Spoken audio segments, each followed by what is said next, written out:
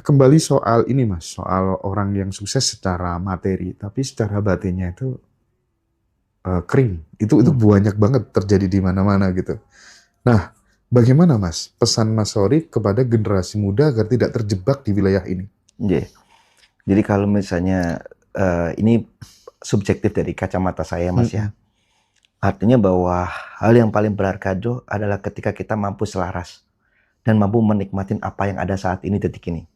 Itu yang sangat paling berharga. Ketika kita tidak memahami itu, maka kita akan terjebak pada dualitas waktu, gitu. Mm. Bahwa waktu itu adalah ilusi. Nah, kebanyakan seseorang itu merasa hampa, merasa tidak semangat dalam hidupnya karena sebetulnya dia tidak tahu tujuan hidupnya.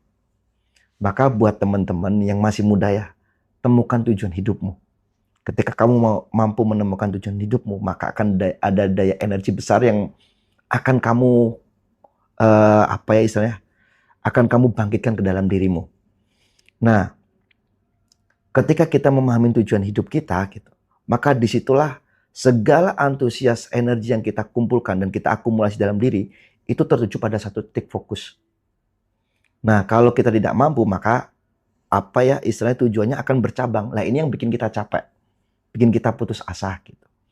Nah, makanya itu saya pernah bilang ke teman-teman bahwa tujuan terjauh hidup manusia itu adalah lillahi ta'ala. Nggak ada lagi. Maka ketika tujuanmu adalah Allah, maka jangan pernah berhenti karena manusia. Jangan pernah berhenti karena keadaan. Nah, bagi saya ya Mas ya, menurut saya itu yang menarik tuh sekarang itu, kita tidak bisa membedakan gitu antara ambisi sama daya juang. Itu susah. Ini kita, daya juang kita yang kuat atau dia terlalu ambisius, kan gitu ya.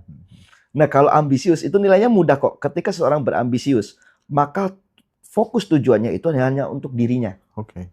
Tapi kalau dia itu bersemangat, memiliki daya juang, maka dia peruntukkan hidupnya untuk melayani lingkungannya. Nah, itulah hukum keberlimpahan menurut saya tuh.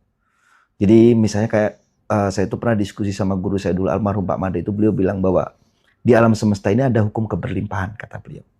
Ketika kamu minim cinta, maka cintailah siapapun di lingkunganmu, maka cinta itu akan datang kepadamu. Hmm. Itu menurut saya menjadi fundamental. Setuju, setuju, setuju. Jadi ketika kamu itu tidak memiliki cinta, tidak menumbuhkan cinta dalam dirimu, egois ya, maka akan sedikit orang yang mencintaimu.